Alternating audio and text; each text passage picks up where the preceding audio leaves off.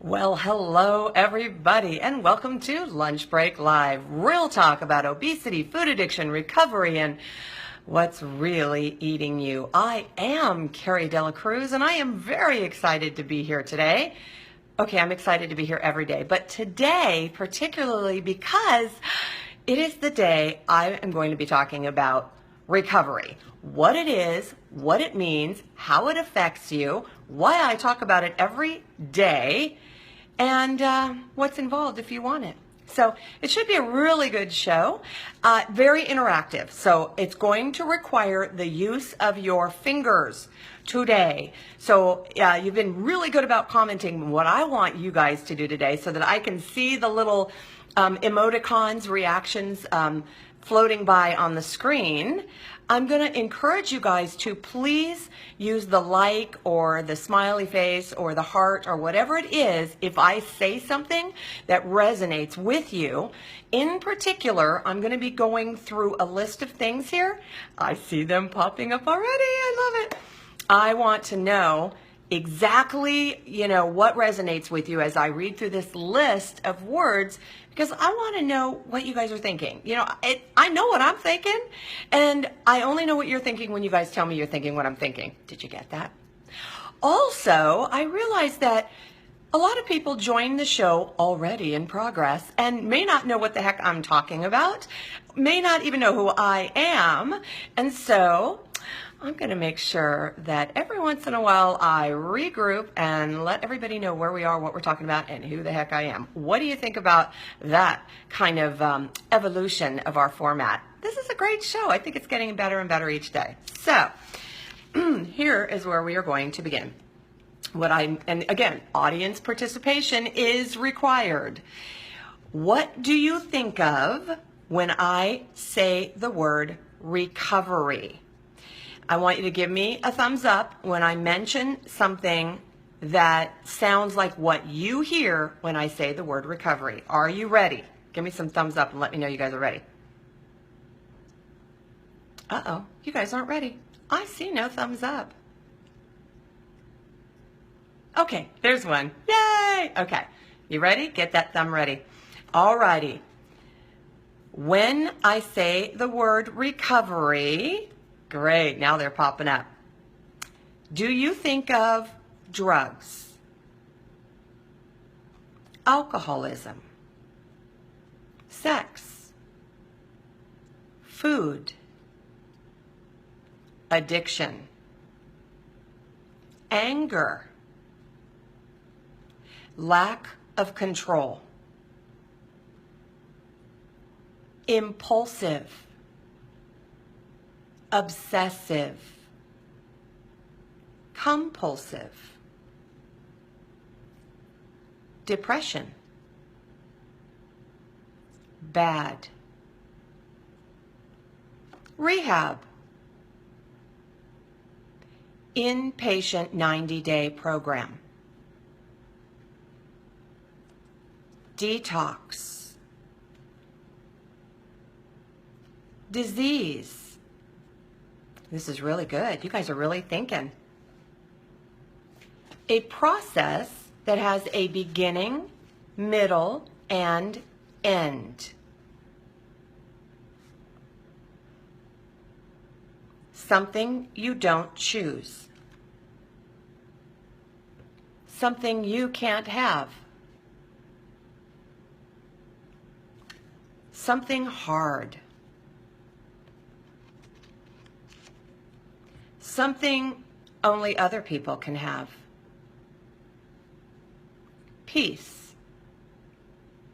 Serenity. Courage. Cancer. Obesity.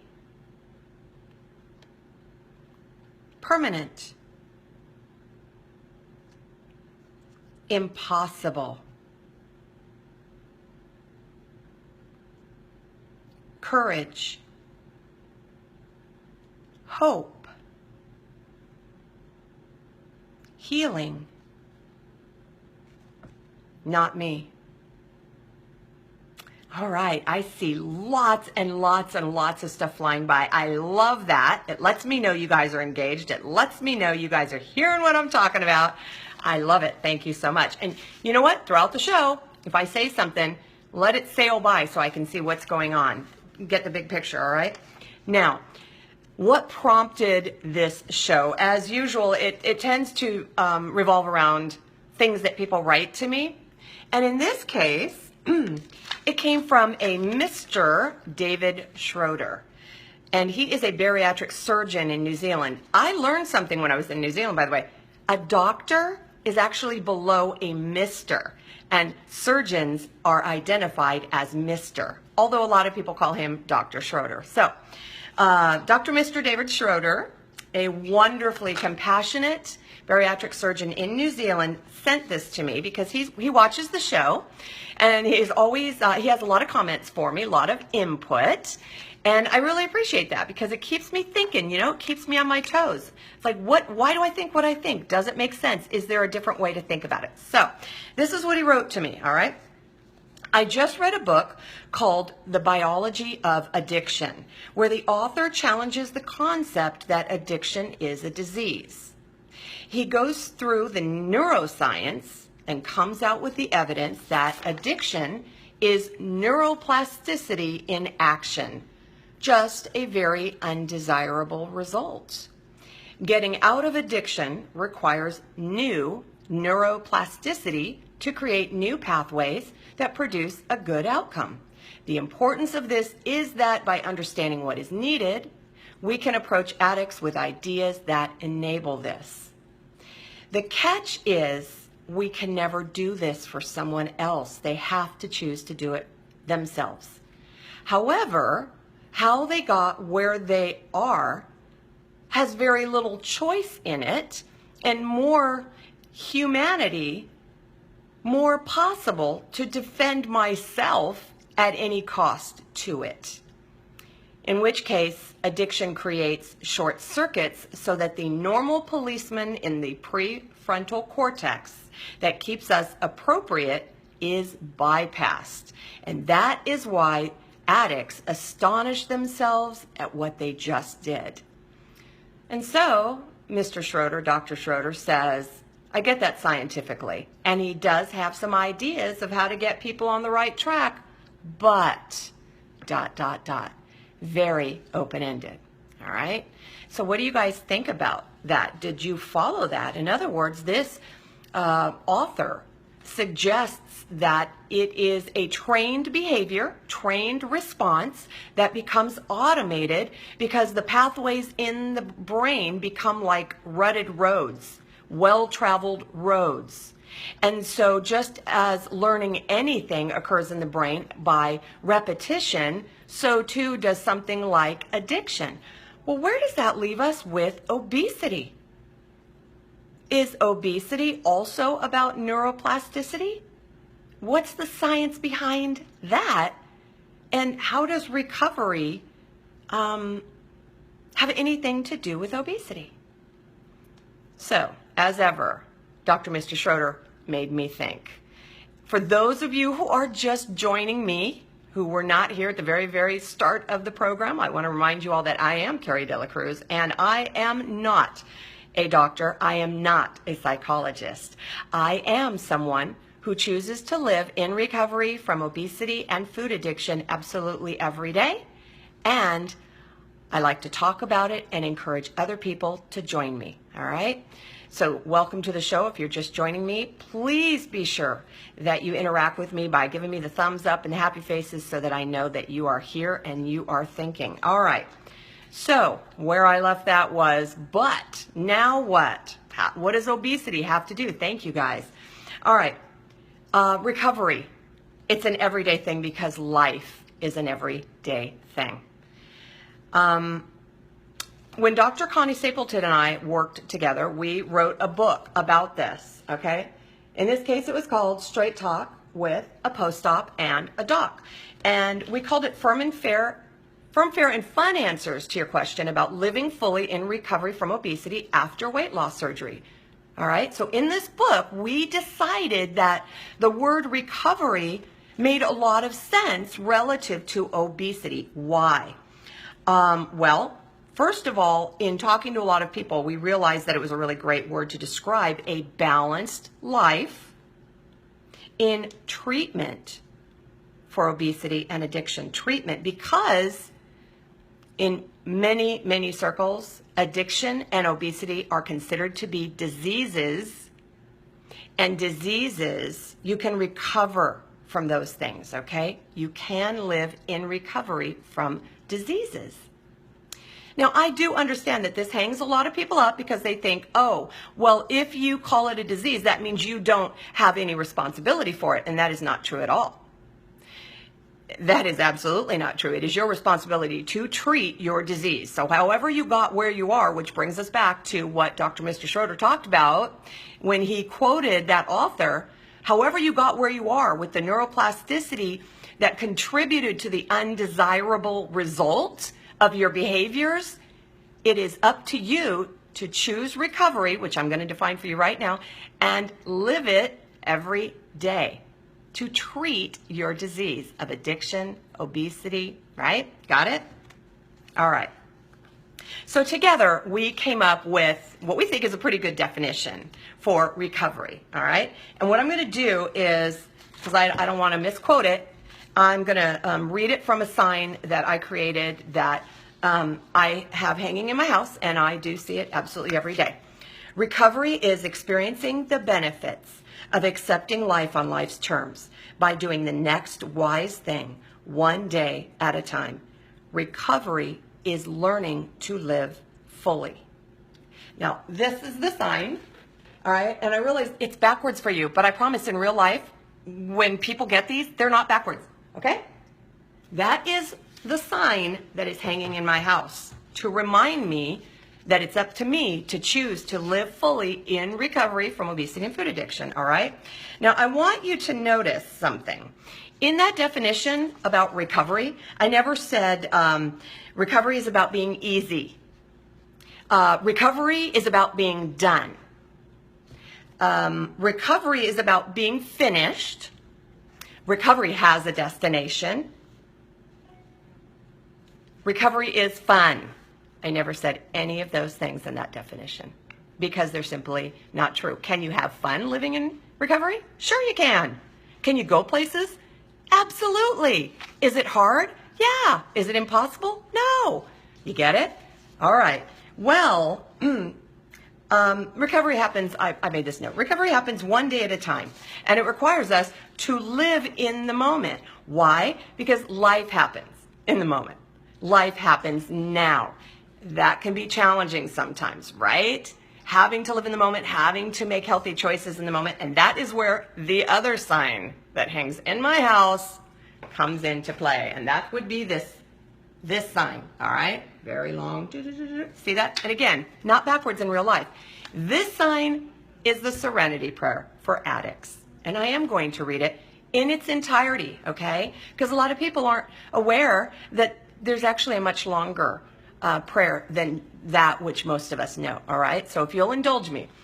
God, grant me the serenity to accept the things I cannot change, courage to change the things I can, wisdom to know the difference, living one day at a time, enjoying one moment at a time, accepting hardship as a pathway to peace, taking as Jesus did this sinful world as it is, not as I would have it, trusting that you will make all things right if I surrender, so that I may be reasonably happy in this life and supremely happy with you forever in the next.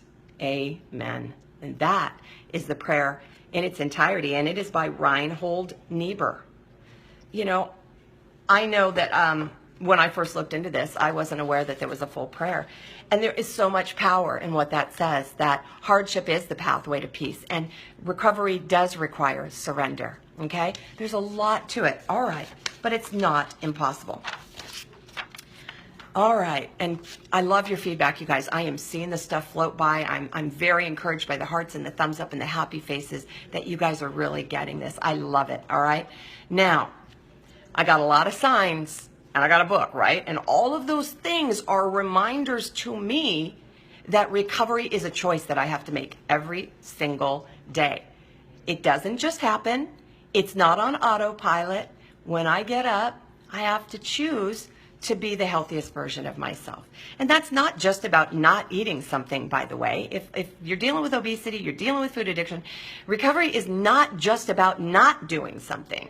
It's about what you do, all right? It's not stopping the unhealthy behaviors, it's implementing healthy behaviors. You got it? So it's really about what you do. That's why it's called recovery, not recovered.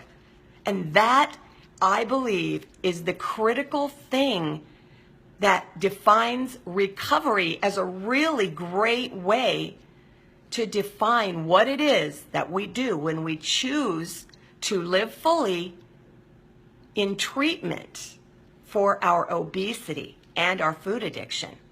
Yeah, for some people, especially if drugs are involved or if alcohol is involved, there may be periods of detox, and yes, sugar too. There may be periods of detox that are required, right? Which is where that rehab concept comes into play to treat the physiological dependency upon that substance, okay? But recovery is more than just a physiological or physical treatment. Just as addiction and obesity, they affect relationships. They affect relationships with ourselves. They affect our mental state, our emotional state, our spiritual state, right? We feed so many things that we aren't even aware we're feeding that have nothing to do with our physical selves. So recovery then affects the entirety of who we are as people, and that's not addressed necessarily by detox. Yes, there are inpatient programs for food addiction and alcoholism and sex addiction and everything else that you can go inpatient programs. I get it. For me, I chose the 12-step program. I chose to attend meetings. I chose to learn more and read more. Okay, I was able to make the choice to live in recovery, physiologically, emotionally, spiritually, mentally, right? All right. As I wrap this up, and thank you guys for this constant feedback. I love it. I am so excited and encouraged to know that you guys are there. On my show, you guys are going to learn a lot. You have learned a lot in the last 2+ months. You're going to learn a lot about what contributes to recovery, the healthy behaviors, the unhealthy behaviors that take us farther from a life in recovery. I talk about that stuff every day, all day. I talk about the stuff that's eating us up that we feed that has nothing to do with food. To me, recovery is an experience that involves the physical, mental, emotional, and spiritual parts of myself. I choose to live in recovery from all kinds of things, just as everyone does. But I know that I am never, ever, ever recovered. So I choose to live in recovery from food addiction, obesity, unhealthy thinking, unhealthy actions, and unhealthy relationships every day. Am I perfect? Nope, because it's not about perfection. It's about progress. It's about doing my very best every day and showing up and making an effort. And here's the thing, we don't control other people.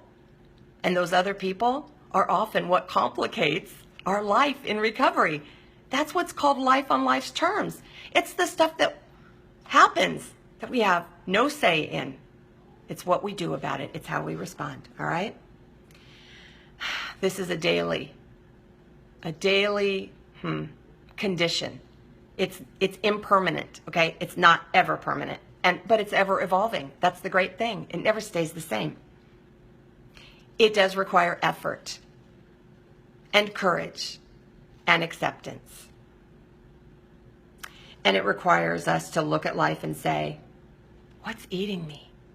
What is eating me? Because I guarantee you that's what you're feeding. here's the last thing I'm going to leave you with for now, and we will continue to talk about recovery on the show. Recovery is not for people who need it. This is important. I struggled with this a lot, okay? When I began doing what I do here, when I began talking to people, I realized it is not for people who need it. It's for people who want it. And that brings us back to that original question from Dr. Mr. Schroeder, which is, how can we help people? How can we help them to find recovery if we realize that we can't make people do something they don't want to do? We also cannot do it for them. How do we bring them to this place? I think that answer is we live our recovery fully, courageously, and in the open. And we attract others to what it is that we're doing that is healthy. We attract them and we say, come on, if you like what I have, you can have it too. I'm not going to hit you over the head ever. But I am going to encourage you, and I'm going to beckon you, and I'm going to be waving at you going, come on, you guys, come on over. You can do it. You can do it.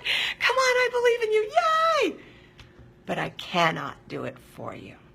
So that's my discussion for today. Wow. It's like been 21 minutes already. So I'm just going to briefly scroll through your comments here, because I think that's really, really important with this interactive program. And I am going to encourage and invite you to share this program. If it's your support group, if it's your 12-step and you are in connection with them and you know they're on Facebook and you have their email address, whatever, I'm going to encourage you to share this with your bariatric program. Because we're talking about obesity here. We're talking about treating the disease of obesity, all right? Wherever it is that you might find benefit. If you have a friend that you know struggles with this, say, come on, let's do this thing together. Come on, come on. Come with me. Join me, all right? Okay, let's see what you guys are talking about. And thank you so much for your feedback. I love it. That is why this works the way that it works.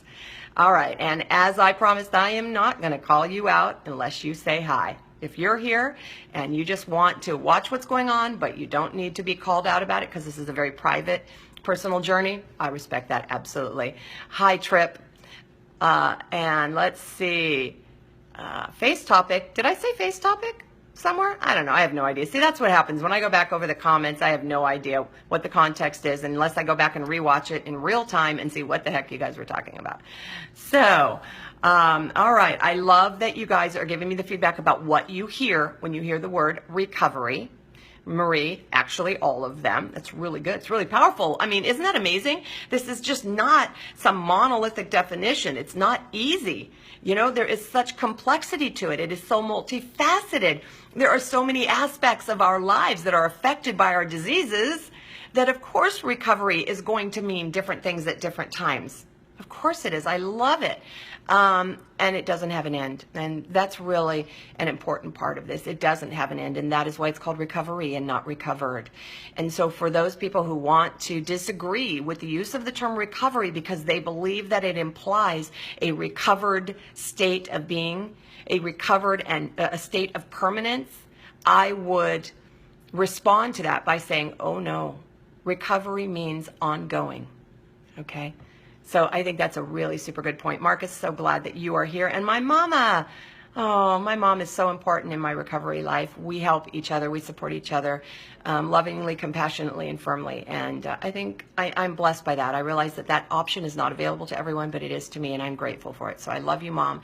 Thank you for being here always and for being willing to go on this journey with me. Let's see here. Yes, Marcus. Yeah. Dr. Mr. Schroeder, he's amazing. I love that man. He's a thinker and he cares. Oh, he wants everyone to live and be healthy. He wants that for everyone. And he's always asking, how do we get there from here? And I love that about him. So we have to do it ourselves. The plasticity theory. Yes. Yeah. And we could talk about neuroplasticity a little bit. Not that I'm like an expert on it or anything. So listen, everyone who is here, let's see, Marie, and let's see, again, I can't call you guys out. I'm not going to do that if you don't comment to me. So, okay, Diana, hi. Serenity Prayer. It is very powerful and very beautiful. And that is why I have those signs, and I do make them for people. So if you're interested, just let me know, and I can get one into your hands. So let's see here. Anyone else hearing repeats of some of the words I'm saying? Oh, probably in my list. Yeah, I probably did repeat, but well, that's just because apparently they were very, very important. All right. Yeah, Marie, thank you for mentioning that. It's not just about stopping a bad behavior, but choosing good ones instead. You go from one extreme to the other. Don't we all? All or nothing, right? All good, all bad. And then when we get bored, we just stop doing absolutely everything that was healthy. Yeah, you're right. Eat crap or barely eat crap at all. How about eat no crap at all? Woohoo! Just saying. All right, then. Yeah, I got you. Barely eat anything else. See, I caught you. You knew. All right. And thank you, Marcus, for joining me every day. This is something that we do together for sure. I love it. What eats me up is very often no longer food. That's right. As we begin to treat our obesity, and we realize as we lose weight and we begin to realize, oh my gosh, the weight was weighing me down physically, mentally, emotionally, spiritually, all of that stuff. But guess what? Losing the weight did not automatically result in my recovery. It freed me up to say I no longer have to point to that and blame that as the reason I didn't choose recovery. I don't have to blame that anymore. I am now free to choose not to put all of the power on obesity or food or drugs or sex or whatever it is that we use in place of coping with life. All right, unhealthy coping mechanisms to deal with life on life's terms, whatever that looks like. Constant battle, Diana, my theory on that, which is not to say you are wrong. My theory is that if I believe I'm fighting a battle, I am exhausted. And I run the very real risk of losing. However, if I look at it as a something that I can choose not to engage, that's very different to me. I talk about my sumo wrestler in the ring. I do not have to engage the sumo wrestler. If I viewed my addiction as a sumo wrestler with whom I had to constantly battle and wrestle, I would be exhausted, and I would say there's no possible way I can ever choose this with any consistency and get any sort of relief or peace. However, if I look at my addiction as something that I do not have to engage, I have to be aware of that guy in the ring absolutely every day, and I have to choose not to get in the ring with him. So I have to be aware, but I don't have to fight him every day. I can choose not to engage him. So that is my way, and I realize we have to find words that work for us. That is my way of looking at my addiction and saying, I'm not giving you more power over me than I already did or ever did. No way. As a matter of fact, I'm taking back my power where it is that I can take it back. So something to consider. Might work for you, might not. As with everything I say, take what fits and leave the rest. You know what? Take what fits, leave the rest, because not everything's going to fit. All righty then. I am so grateful you guys are here. You are saying so very much. I love that about you. And I'm not kidding. When I talk about, and Melissa, thank you. And I'm going to say, let's see, I'm going to read yours. I used to say, I just want to be done with the fight with my weight and eating habits. Yep. You've helped me learn that it's not about a finish line, but it's about learning how to live and enjoy the path. Oh gosh. Well, you are welcome. And you know what? Thank you for being here, for encouraging me, for, giving me that wonderful credit that we talked about yesterday, encouraging me and saying, you know what you're saying makes sense to me. That's always a really great feeling. So thank you guys for that. And thank you all. Hope, thank you for being here. And Eric, oh, I'm so glad you're here as well. I can talk to you because you comment. So, long show, but hey, recovery, not an overnight thing, not something that, we can settle in 5 words or less. So thank you for being here. Again, I would invite you to share this with other people. I think we've got to get the message out there. We've got to talk about this stuff. We've got to talk about the stuff that we feed that's eating us, so we stop feeding it, right? Don't you guys agree? Give me some thumbs up so I know. All right. Yay! Oh, hearts. Ooh. God, that's way more than I ever imagined. Thank you all. I'm going to sign off until tomorrow. I I can't really wait till tomorrow, but I guess I kind of have to. Thank you all for being here. I'm going to remind you all to have courage, seek peace, embrace joy, and above all, now that we know what it means, live your recovery. Remember, you can't stop feeding what's eating you if you don't know what's eating you. Thank you all for being here. Take care. Bye.